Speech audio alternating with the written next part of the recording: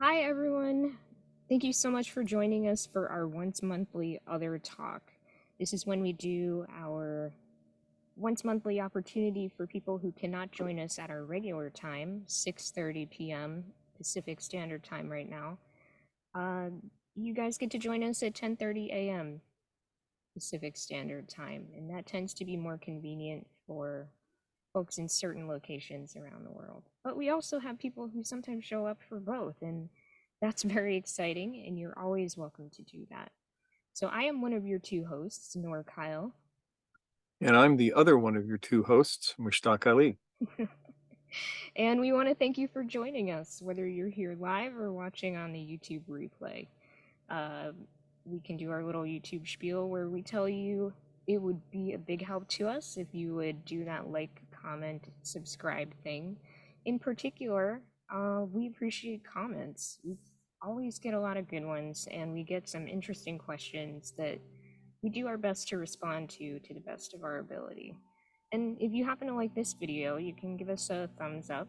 That's much appreciated. Yeah, that actually helps us a lot because that's the only way people find us in the algorithm is by people liking our videos.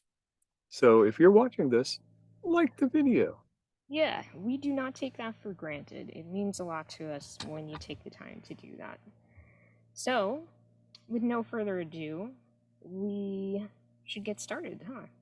Yes, we should. Yes. So, our topic this morning, for us anyway, it's morning, is hospitality. And we are kind of doing a cross the eons look at hospitality, aren't we, Mushtaq? Yes, we are. Yeah. As it happens, the laws of sacred hospitality are some of the oldest that we know of. And they are pretty darn close to universal. I Yeah. don't know of any culture that I can think of that doesn't have some sort of rules around hospitality. And hospitality is often directly connected to the divine for a number of reasons. And we have basically from the beginning of recorded written history the Yep. evidence of this tradition of sacred hospitality. Yeah. So one of the early accounts that we have is the account of Sodom and Gomorrah. Now, if you're American, you think that God destroyed Sodom because boys liked boys. This is not the case. God destroyed Sodom because the people of Sodom violated the rules of sacred hospitality and for attempted rape. That's why God destroyed Sodom. And if you read the actual account, the biblical account, that's what it tells you. You know, you have these. So here's Lot, and Lot is hanging out by the gate to the city. Why is he doing that, do you think? Why would Lot, and Abraham did this as well? He would hang out by the gates of the city. The reason for this is because they wanted to offer hospitality to travelers. So, in the biblical account from Genesis, first you have Abraham offering hospitality to these three guys who show up at the gate. And then they move on, and at least two of them drop in on Sodom. Now, all of these city states that are shown in this section, and there's a bunch of them. Now, this is Genesis chapter Genesis, 19, yeah, 1 thereabouts, and through before that, starting with 19. the account Yeah. of Abraham and Lot going to leaving Ur, the city of Ur, which is in Mesopotamia, and then heading south and west to Canaan and Palestine and in those areas. So these little city-states that they ended up by and near and around were not very nice. They spent a lot of time trying to steal each other's stuff. So And raiding. yeah, raiding, putting together, armies. An army back then was like maybe 300 people. And then they'd go up and try and trounce some other city-state and steal their stuff. Or raid passing caravans or anything like that. Back in those days, the only way that you could be remotely safe is if you had been offered the hospitality of someone who was important in the city and were put under their protection. And this was a tradition in the Middle East that lasted well into the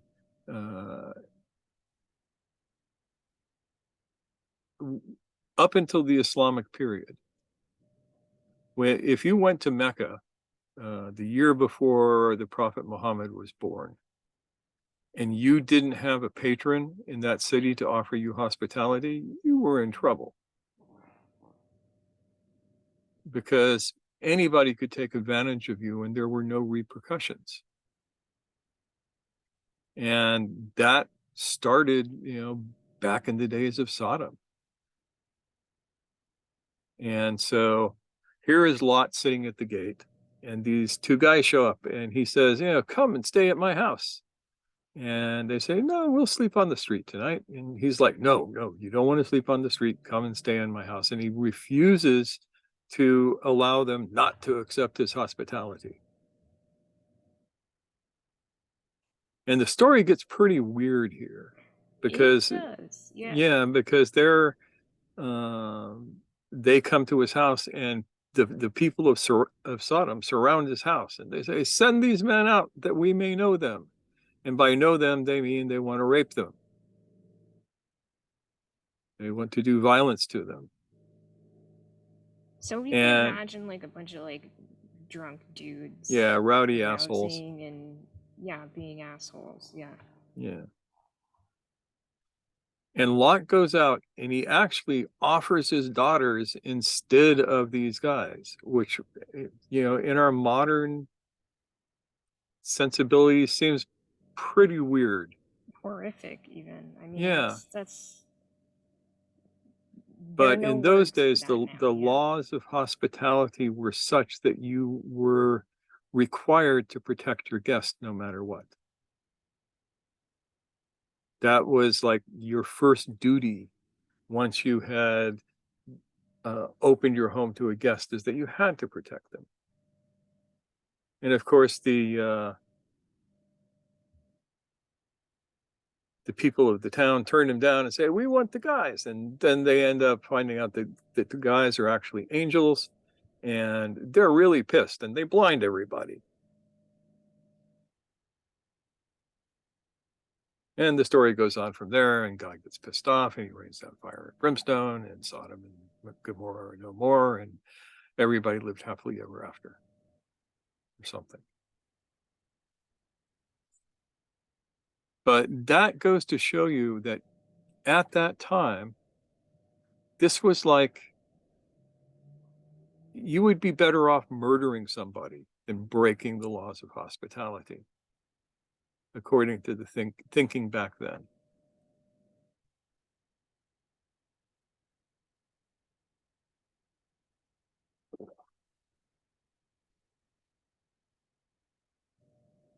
There was a movie I saw some years ago. It was about a Tuareg warrior. Tuaregs are the camel nomads of the Sahara. And he's in his camp, and some dude shows up on foot, and he ends up offering hospitality. A few days later, the Italians show up, and they want this guy. And they basically take this guy at gunpoint. And the rest of the movie is this one Tuareg guy chasing these people down and exacting his revenge upon them with the idea of freeing the guy who was taken. And he's willing to leave his family and all of this sort of stuff because his honor had been violated.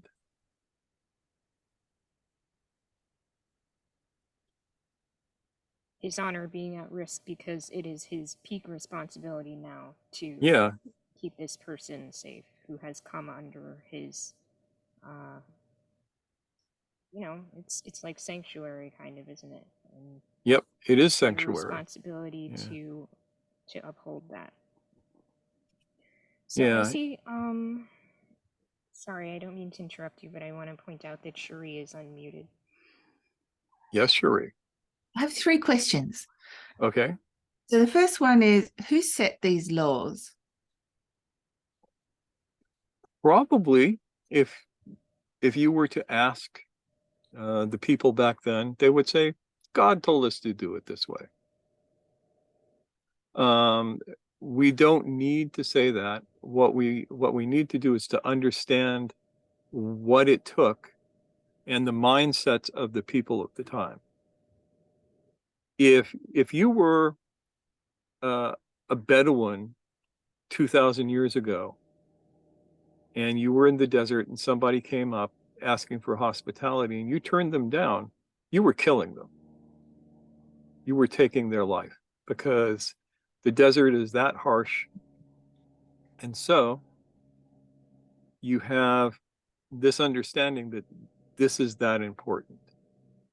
There are rules for hospitality for both the host and the guest. We'll get into that as we go along. And these rules are bound up with the honor of the people involved. If in those societies, if your word is not good, you're nobody. If your word, if the people know that you do not keep your word, you become the scum of the earth.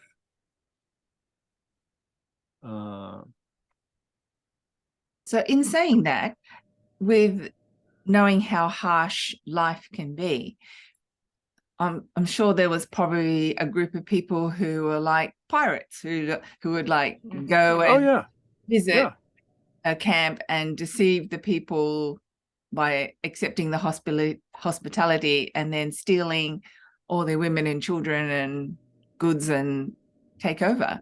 yeah. That form of that could happen, and the laws of hospitality gave some fail safes to that. Okay, I'd like to know what those fail safes are. Well, if we think Because about, it's a stranger or a complete stranger, how do you know that person is also honorable and actually abiding by those laws? You don't. you don't. But you watch them. And in a world where honor is currency, people who value that, which would be most people, are going to be very careful about protecting it. And coming into a camp, you are still using the currency of your honor to get yourself a place in their community. Yeah. And you have to realize, if this is a raiding party, they aren't going to come up and ask for hospitality. Yeah. They're going to raid the camp. If it's 2 or 3 people, they're way outnumbered. And just because they are guests doesn't mean that they aren't being watched. But I'm saying, like, there could be 2 or 3 people going into a camp, and then they've got a whole group of other people outside who want to raid. Yeah, and they will be watched. And camps in those days had guards who would raise the cry. 2 or 3 people in a camp are, maybe they're going to do enough damage to allow a greater force to get in there. Maybe not. These are the prices that you pay for living in a society like that.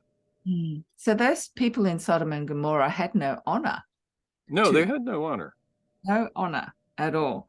So if they're obviously like that, the travelers, why would they deny the hospitality in the first place? If there's such It was a test.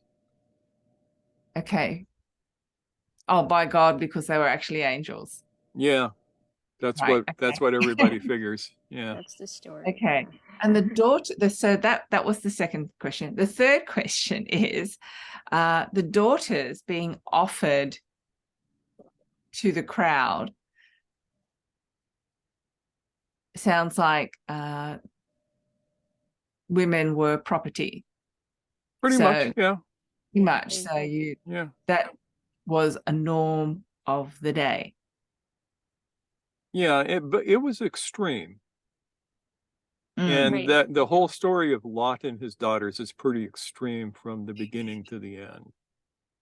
And I don't want to get too deeply into that. Yeah. But yeah, it was extreme. But that's an example of I will go to these lengths to protect my guests. Mm-hmm.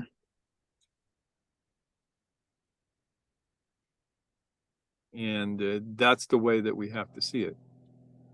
Mm-hmm.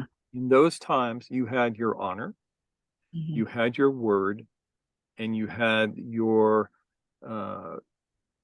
trustworthiness for hospitality. You know, most of these folks had never seen money. Money was this idea that you had in the cities, and these are pastoralists. They are raising sheep and goats and that sort of thing. And all deals were made with a word and a handshake. And again, this goes back to, can your word be trusted? You know, so you and I decide that we're going to make a deal and we're going to swap some goats for something else. And you take the goats and you run off with them. Word gets around and nobody trusts you. Plus, my family gets together and they chase you to the ends of the earth. You can never show your face around my town again. So you have to be very, very careful about what you do. And this is a tradition that has lasted for a long time, up until today. You know, if you live in societies that are somewhat lawless, the honor of the people are the only thing that keeps stuff together.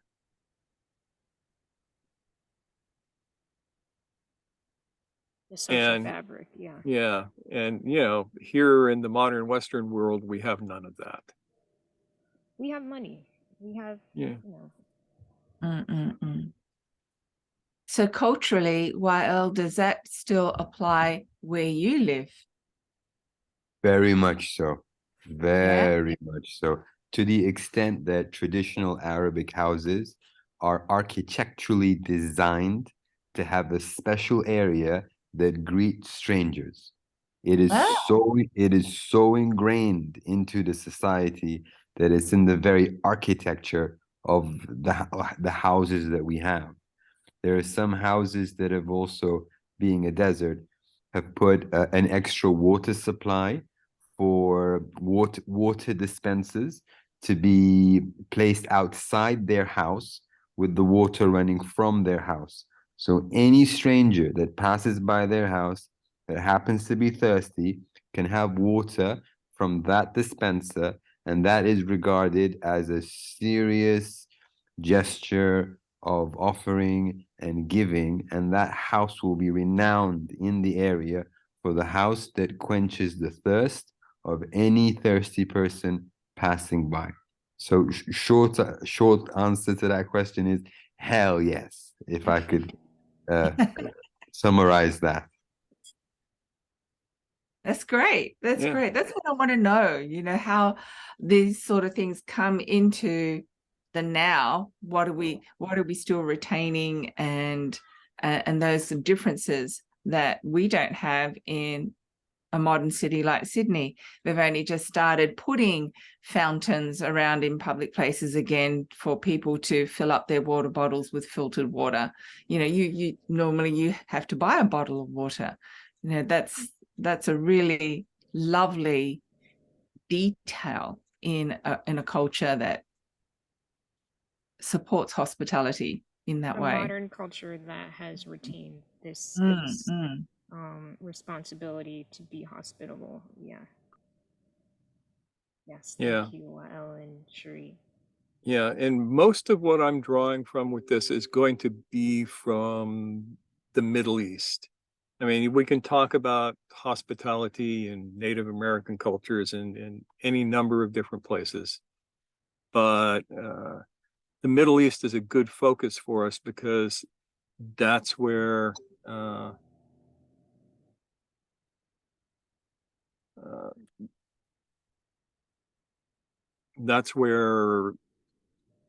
these traditions really became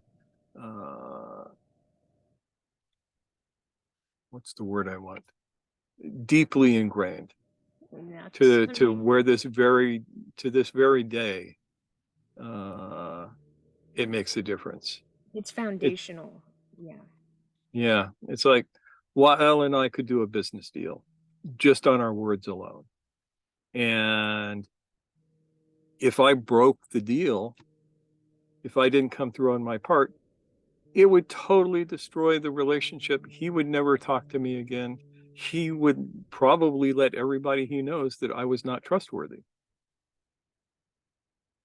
And it would be a life-ruining situation.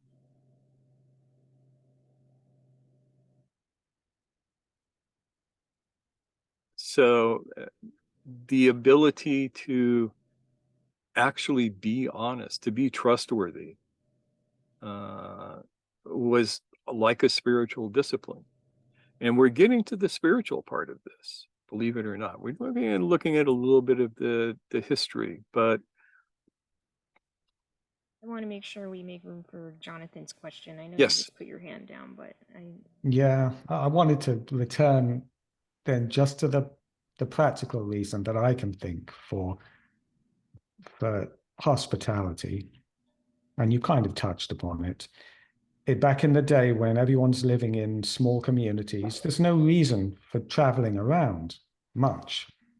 So if someone was to show up at your community, they're either a marauder or they're likely to be a trader.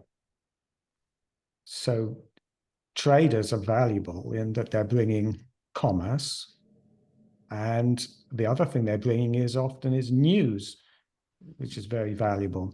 So you want to treat your traders very preciously there, from what they're bringing and what they can take from your community to trade with another community. But I'm interested to hear the sacred part. That was a practical reason for hospitality, but what is sacred hospitality? That goes above a practical reason. Yeah, and it's interesting because a lot of these things start out very, very practical. Hospitality was created because it was needed. You had to have a way to interact with the stranger in a safe way, where everybody remained safe, where goodwill was fostered between communities, all of that sort of thing. You needed that. And then on top of that, it can become a spiritual discipline. It's much like archery in Japan. Archery in Japan was a war art. You had to learn it so that you could defend your guys against the other guys' guys. But it became a spiritual discipline. The act of shooting is it's part of Zen in some places. And this is like that. Hospitality becomes a way of reminding you of certain things. One of which is that you never know who the guest is. I mean, we go back to biblical stuff, to Matthew, my favorite chapter of the Bible. And here it is, Matthew something or other, starting with verse 31. When the Son of Man comes in his glory, and all the angels with him, then he will sit on his glorious throne. Before him will be gathered all the nations, and he will separate the people one from another, as a shepherd separates sheep from the goats. And he will place the sheep on his right and the goats on his left. Then the king will say to those on his right, "Come, you who are blessed by my Father, inherit the kingdom prepared for you from the foundation of the world. For I was hungry, and you gave me food. I was thirsty, and you gave me drink. I was a stranger, and you welcomed me. I was naked, and you clothed me. I was sick, and you visited me. I was in prison, and you came to me." Then the righteous will answer him, saying, "Lord, when have we seen you hungry and fed you, or thirsty and gave you drink? And when did we see you a stranger and welcome you, or naked and clothe you? And when did we see you sick or in prison and visit you?" And the king will answer them, "Truly I say unto you, as you did it to one of the least of these my brothers, it is as if you did it to me." So that is a biblical description of sacred hospitality. You offer hospitality to the guest, to the stranger, because you never know who they might be. They might be an angel. They might be one of the prophets of old. It's coming up. There is a tradition in the Jewish community of leaving a cup on the table, an empty seat in a cup, for, I think it's the prophet Elijah, who might show up. Hopefully my Jewish friends will forgive me if I get this wrong. Not my area of expertise, but it's just another example of this. You never know who you're meeting. And so it behooves you to treat everybody as if they might be somebody of worth.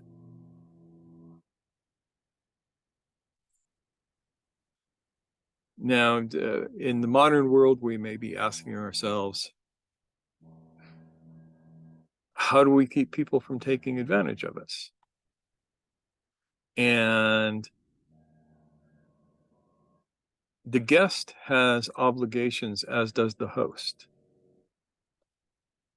The guest has an obligation not to be a burden on the host.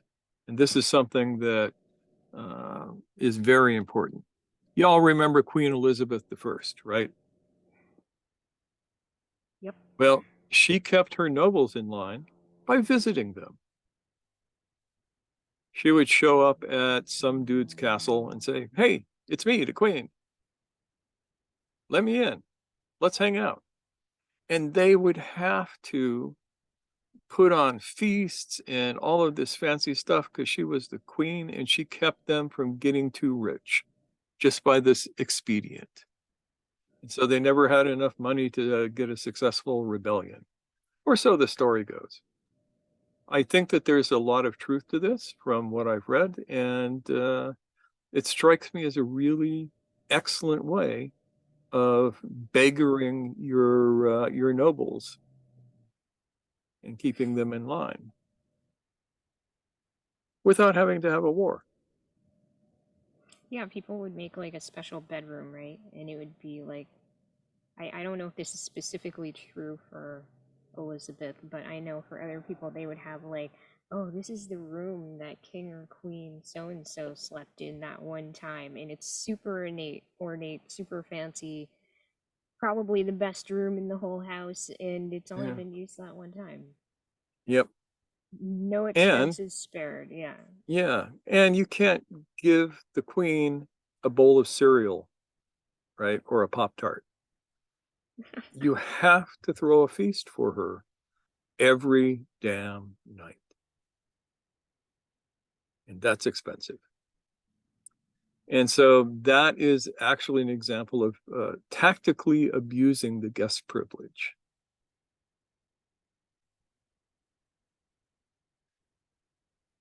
So, what does it look like if you were a guest? And I'll have to dig it up. We did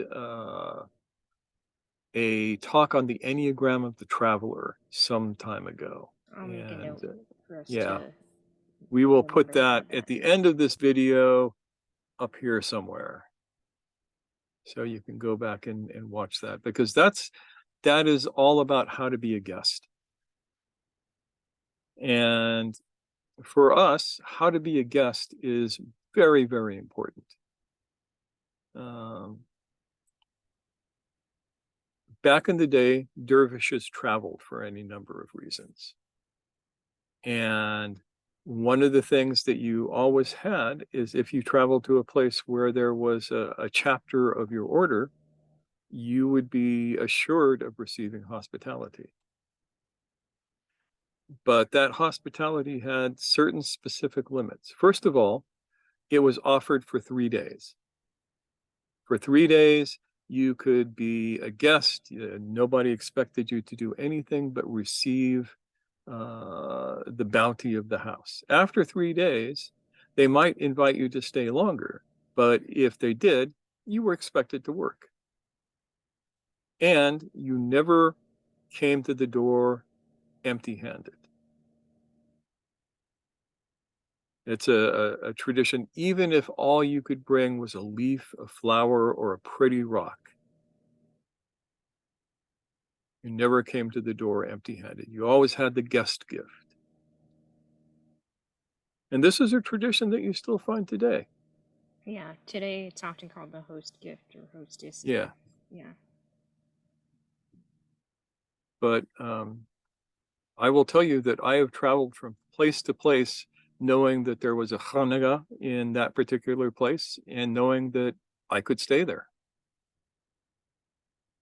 and would be made welcome.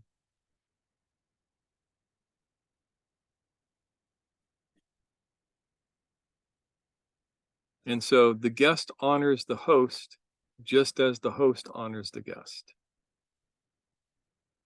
So is this like 3 days, 2 nights kind of deal? Like, who's what? Is this like a 3 days, 2 nights kind of deal? Yeah, pretty much. So the guest must not be a burden upon the host, because the host is acting as a placeholder for the divine.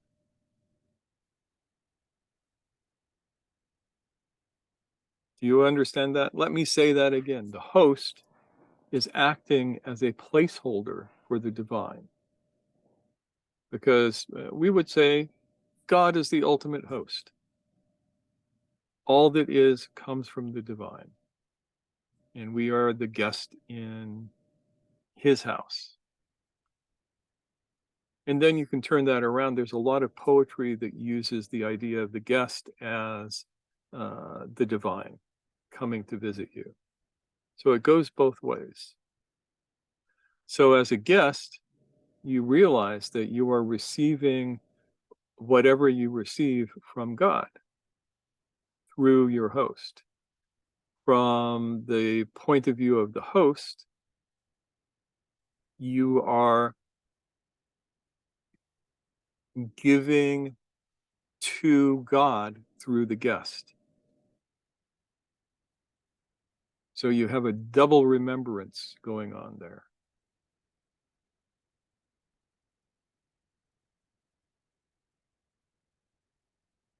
And this goes all the way up to today. So part of the spiritual practice of guest and host is to assume that the guest may be a wandering angel or a saint, and to assume that the host is the viceroy of God.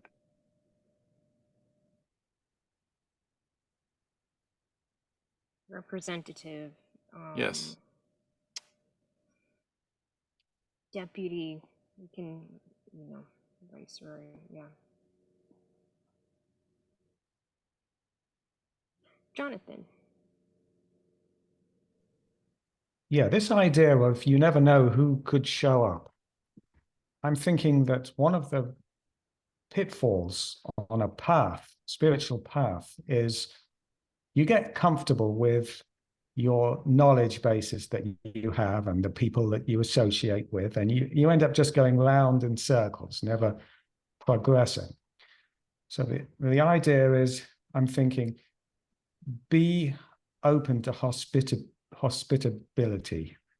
You never know who could show up, who could bring new knowledge or new experience to you. So you can keep moving forwards. Yeah, I think Exactly you make an right. interesting point Yeah. there, is that it requires openness on our part to be able to receive a guest and to be receptive to whatever, blessings, I guess we could say, that they might have to offer us in the encounter, as opposed to, it's always good to be rationally cautious, which is why we think of these communities where, yeah, we have the community leaders standing at the gate ready to welcome people in, but they're also flanked by people who are managing the security of the community.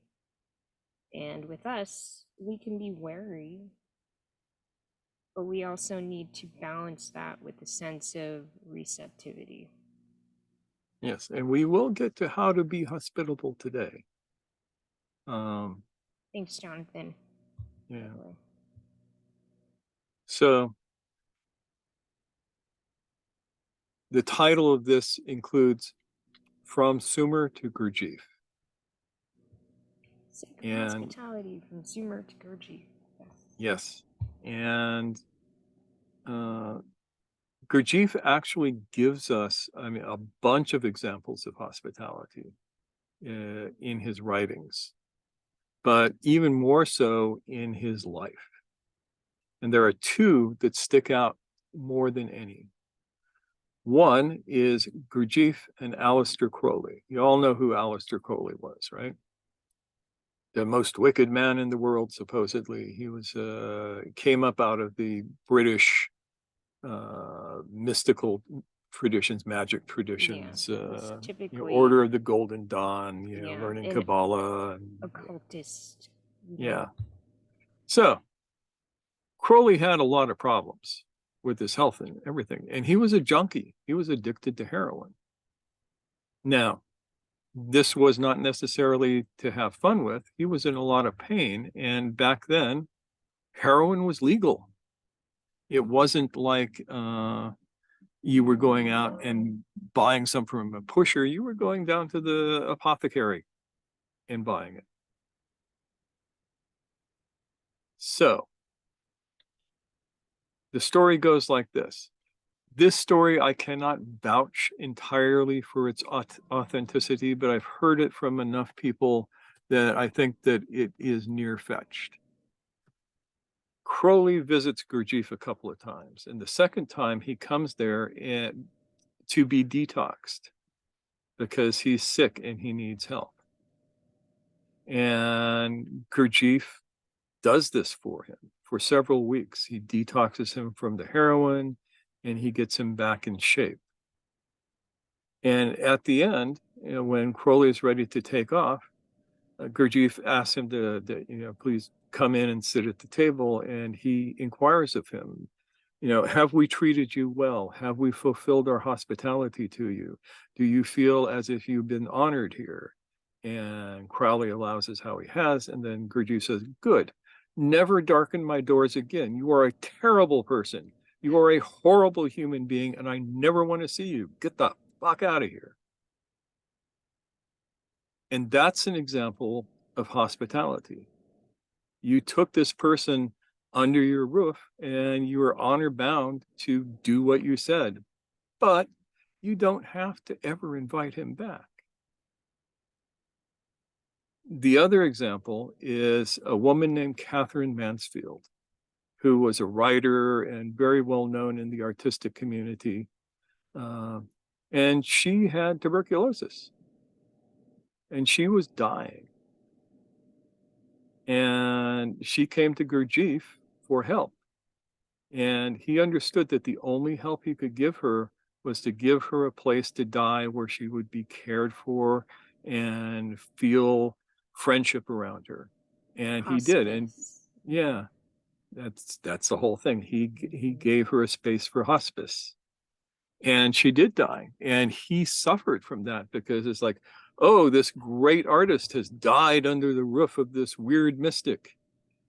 But everybody knew she was going to die. Mm.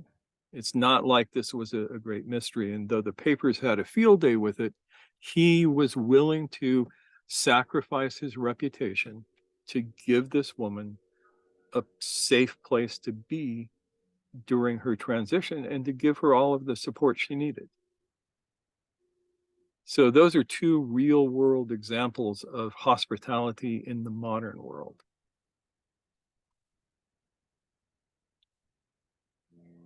And that's also a great example of how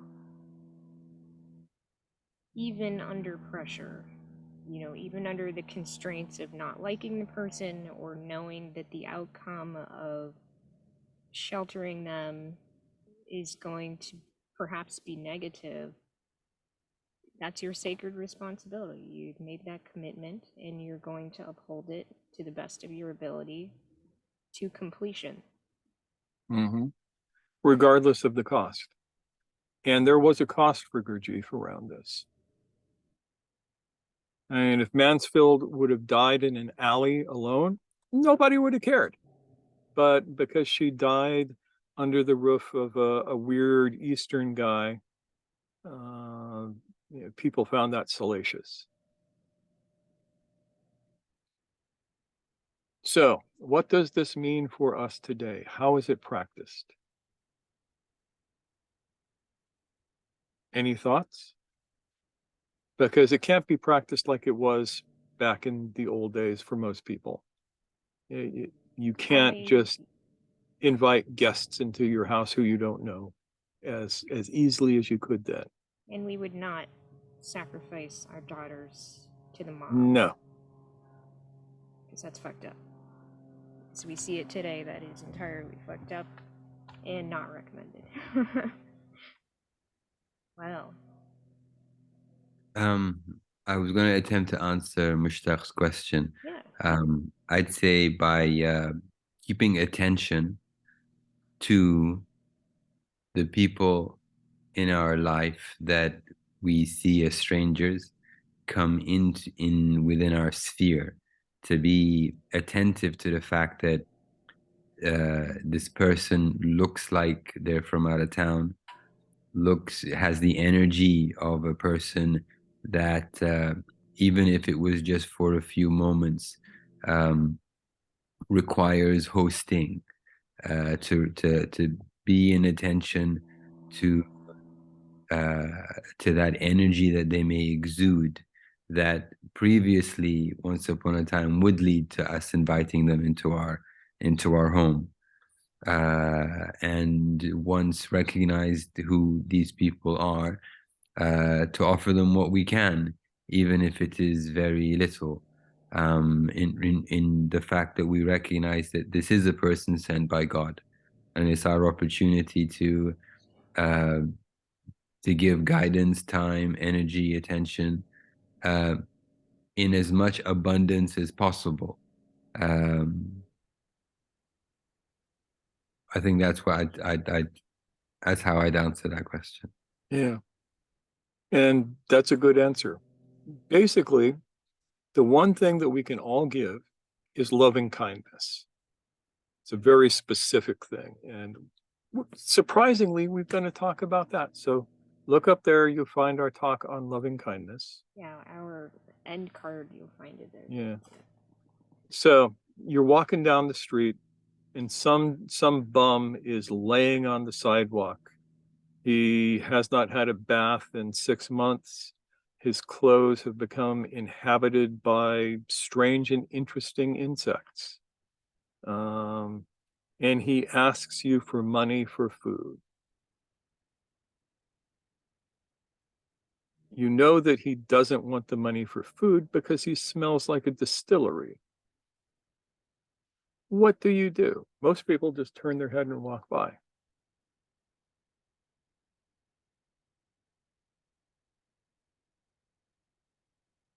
Back in the day, I used to carry gift certificates from McDonald's, or if I could get them from Burger King, because Burger King burgers are a bit better. And if somebody panhandled me and said, I'm hungry, I would give him one of those. And he could either take it and use it or sell it to somebody else or whatever, and that stopped being my problem.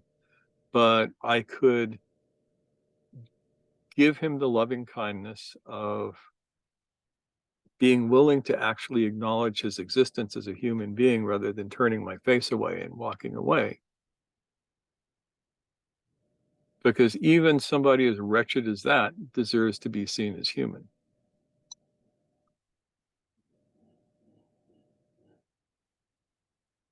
And get to know the people who are on the street a little bit. There is one guy, when Noor and I are downtown, we look for him. He's a street beggar, but he is somebody who is definitely worthy of consideration and help.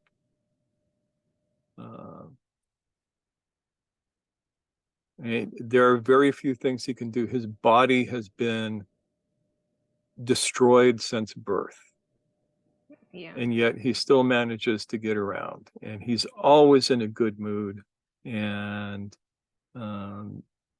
he will repay any gift you give him with interesting conversation, if nothing else. And so there are those people out there who are in some way positioned by God so that you have an opportunity to be kind to them.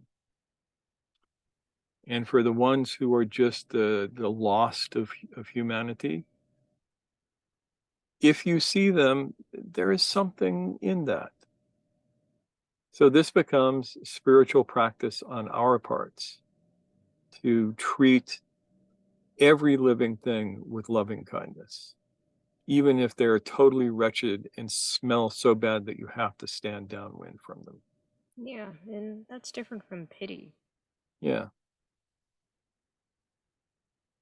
And we do still see that, not here in the States so much, but I know there's a guy in India, for instance, who goes around, he's a barber, and he goes around to all of the street people and he washes their hair and washes their beard and trims it for them and does their nails and all of this stuff, doesn't ask a penny for it. He just does it.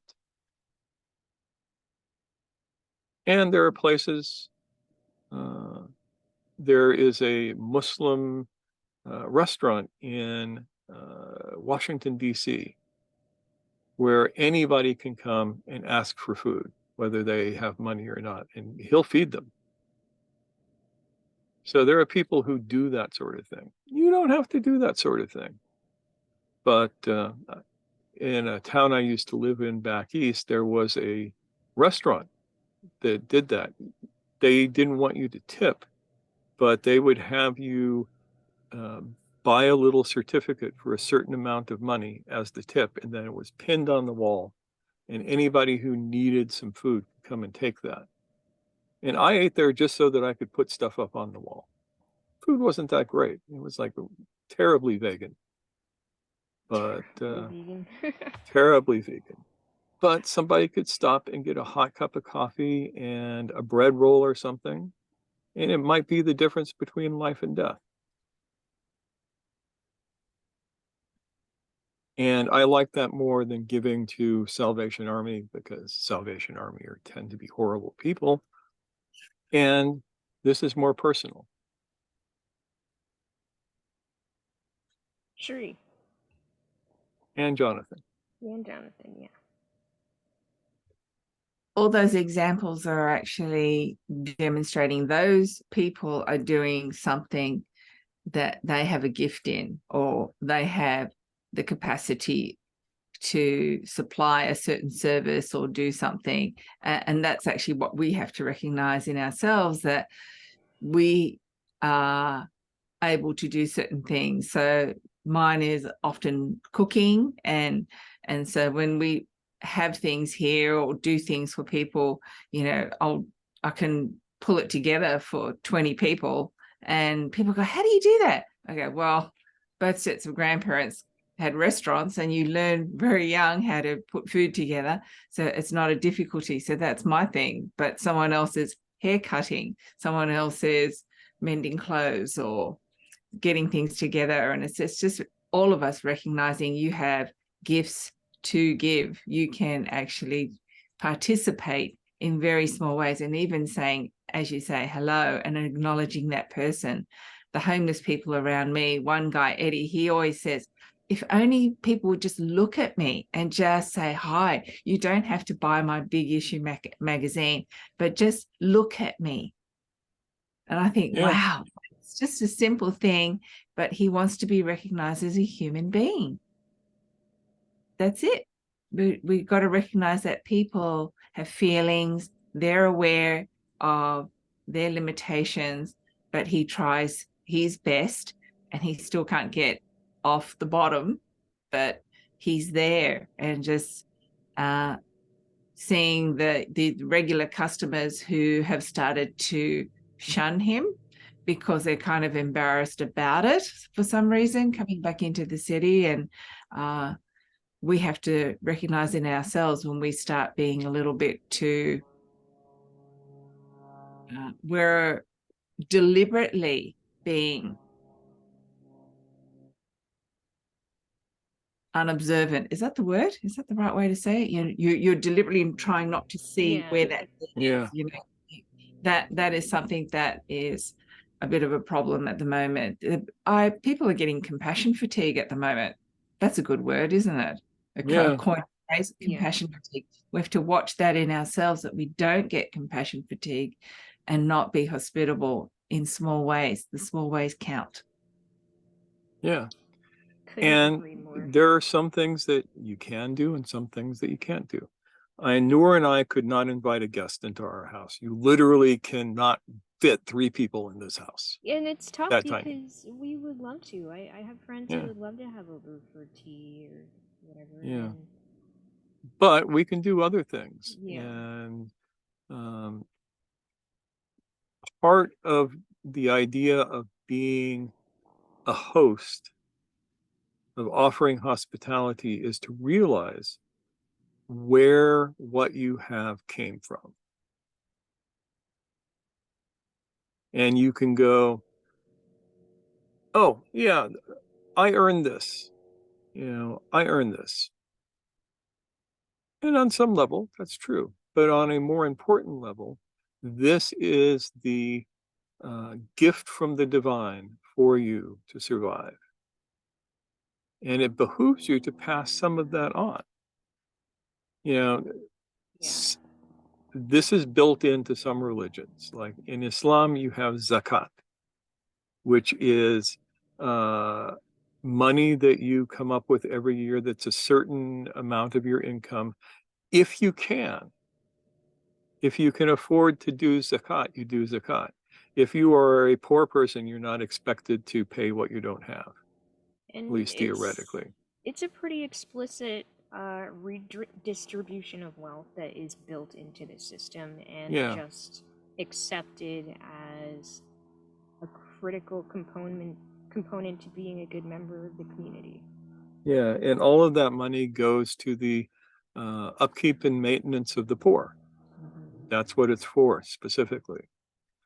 Mormons do something like that, only the money, they take 10% of their gross income and give it to the church, but it's for the upkeep of the church as opposed to anything else. Yeah. And yeah, not to say that Mormons don't do a fair bit of charitable work, but it's not quite the same idea as zakat. Right. Because zakat does not go to the support of the mosque or the imam. No, it's Not supposed to. specifically set aside to be distributed to people in need. Jonathan. Yeah, Noor, you said that this is not pity. If these examples we were talking about were examples of loving kindness, how can we know whether we're acting out of pity or acting out of love and kindness? How do you feel inside when you are doing this?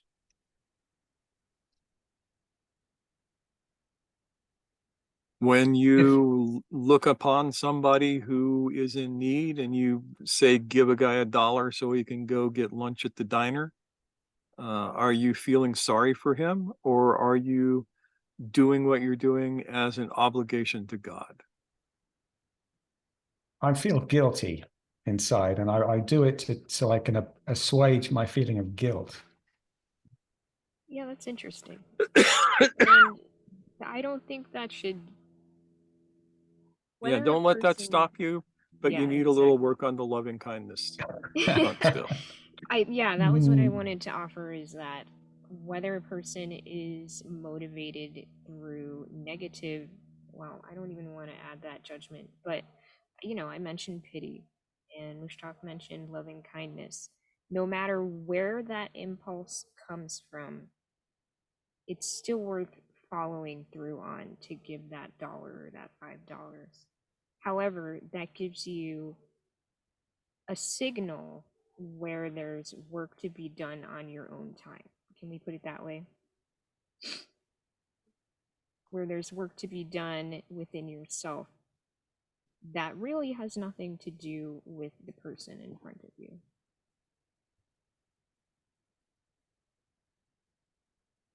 And it's not really their problem whether you're coming at them with pity or loving kindness, though it is not unheard of for them to be able to tell. Yeah. And there is a certain kind of street hustler who, if they see that you feel guilty, will play on it. Mm-hmm. So it behooves you to get rid of the guilt. And it's all about where you're coming from when you do this. One of my teachers, he does a lot of world travel and work in various places. And he has a big community in South Africa. And he noticed that all of the different religions had soup kitchens in the city where he most frequently went. And he looked at them and he said, I want a soup kitchen. And so his followers put together a soup kitchen, and it became the most popular soup kitchen in town. The reason for this was very simple. If you went to the Catholic soup kitchen, you had to spend an hour listening to the Catholic rap.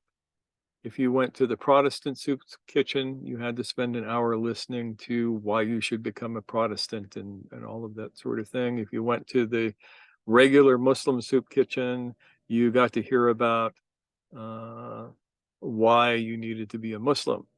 And you had to sit through this stuff before you got fed.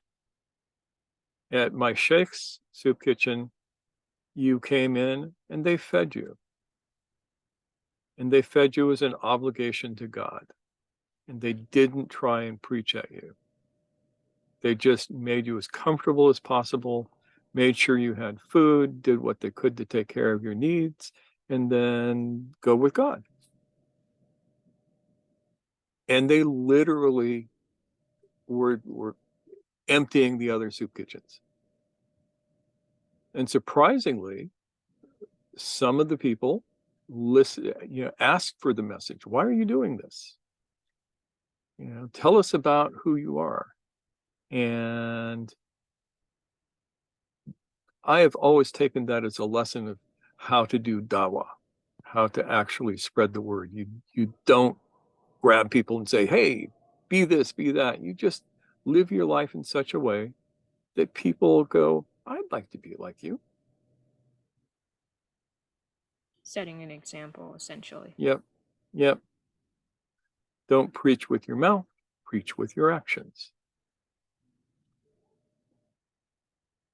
And that's an example of real hospitality as far as I'm concerned. So if you want hospitality as a spiritual practice, consider yourself as both the host and the guest. When you interact with somebody, it can be something as small as making sure that your companion gets the bigger slice of pie or the last slice of pie. Sometimes we fight over that. Each No, you trying to take give it. the other the big piece. Yeah. Yeah. But, and as the guest, make sure that your obligations to the host are covered, that you respect the host, that you're not a burden to them, that, you take care of their property, and that you receive what is given graciously. And that's hard for a lot of people. It's easy for people to give. It's not easy for people to receive. I have had friends who have deeply struggled with that to the point where it became a strain on their friendships that they struggled so deeply to be able to receive the generosity of people who loved them. And it feels like a rejection on the part of the giver. And we can, of course, encourage people not to give more than they're able to give without burdening themselves over much, but we can always just be open to someone looking to share with us. There's nothing wrong with that. David, And there's much right with that. Exactly, yeah. So, I'll read your comment if you prefer, but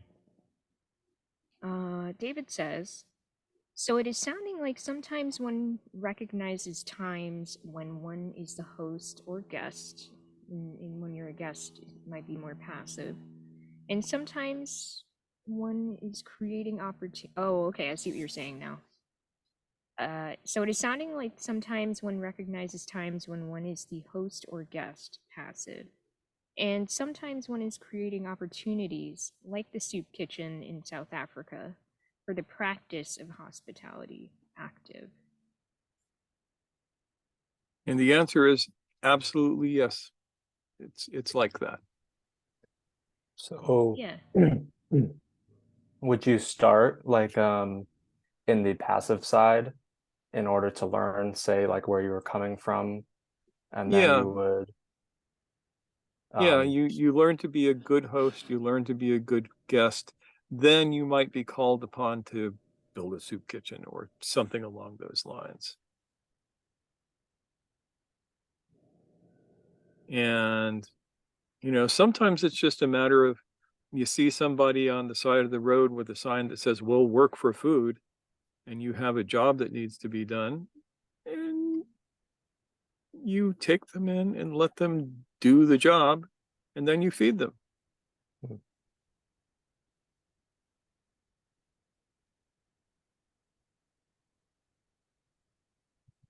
Makes sense. Yeah. So for us, hospitality is a sacred practice, both in the giving and the receiving.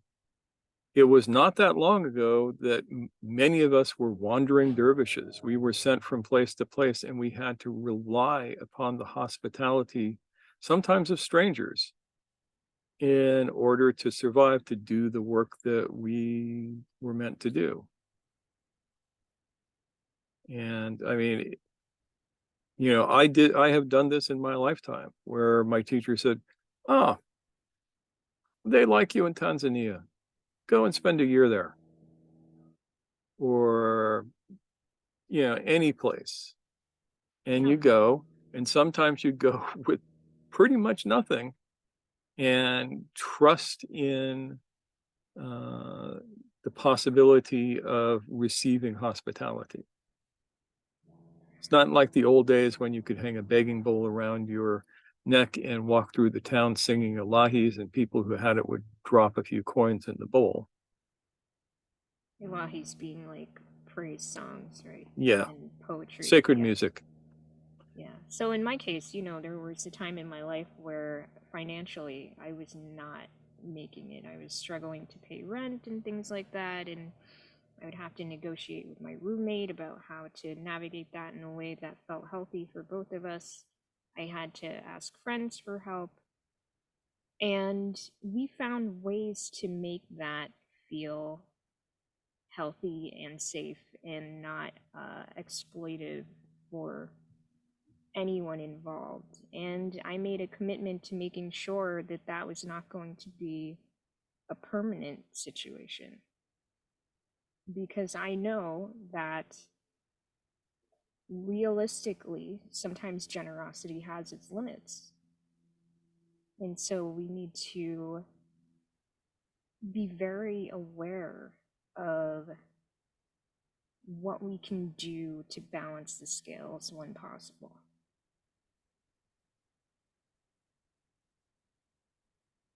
And one of the ways that we balance the scales is by learning to be a good host in its various ways. And that can be as simple as dropping a couple of dollars in the musician's hat as you go by, especially if they're playing good.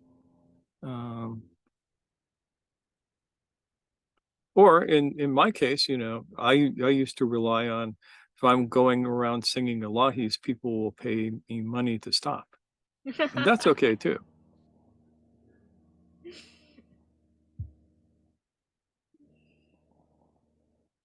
So that's basically it. I mean, it's a profound subject, but it's not one that has all of these great secret teachings behind it. The basic teaching is be kind. See the other as a human being. See yourself as a human being. Treat each other decently. And this becomes a profound spiritual practice. This is not a lightweight spiritual practice. And I think beyond just the human realm, it's also important to remember that we are guests here on this planet. Yes. And it is doing its best to be a good host to us. And we have often taken advantage of that generosity. So again, how do we do our best to begin to balance those scales? And that's an ongoing struggle. Yeah. And I think it behooves us to be aware of that generosity that has and continues to be given to us that we are often oblivious to. Yep. And if the divine is the host, are we good guests? And if the divine is sneaking about dressed in rags, are we good hosts?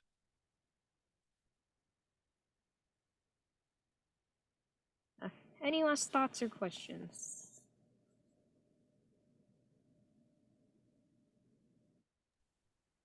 Sure. Pity. I don't think pity is a bad thing. I don't know if that's an Australian leaning, the way I'm thinking, that Mm. pity is a prompt that moves you to doing something, to take mercy on something. So pity's Yeah. not a bad thing, Jonathan. It's I don't know if that's cultural. Is that cultural? I don't think that's Probably. necessarily cultural per se. I think there's something about, I know for a lot of people who are in Yeah. positions of struggle, dignity is a thing Yeah. for them. Yeah. And they Yeah. want to be received in a way that respects their dignity. And I think pity can land in a number of ways for people. Yeah. And I'm not saying that I'm going Yeah. to operate as being condescending to that person yeah, to yeah. make them feel small Yeah. enough, you know. So, you know, And there's a distinct difference between feeling pity for somebody. You see somebody who is like our friend Zachariah on the street, and we will feel a little bit of pity for him because God was in a bad mood the day he was born or something. You know, he has serious struggle. But Jonathan was talking about guilt, Mm-hmm. feeling guilt because of this person, and that's what's not necessary. Well, Zechariah could be an instrument of God to help move people into being hospitable. One would hope. Yeah. Yeah. We hope, yeah. No, I like that talk. I like the fact that we have to recognize the spiritual part of both sides of host and guest. I like that very much. Yeah. Too. Mm-hmm. Thanks, Shuri. Anybody else? Well, do you have any last thoughts you might like to share?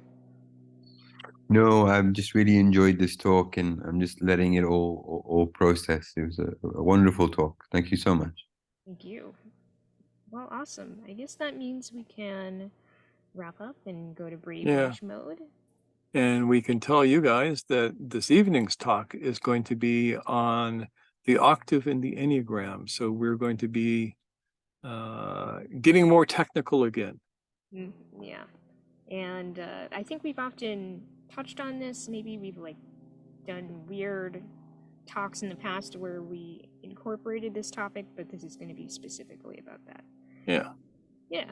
All right. So thank you so much for being here, everyone. We can wave to each other and wave to everybody watching on the replay. And we will see you next time. All right. Take care, everybody.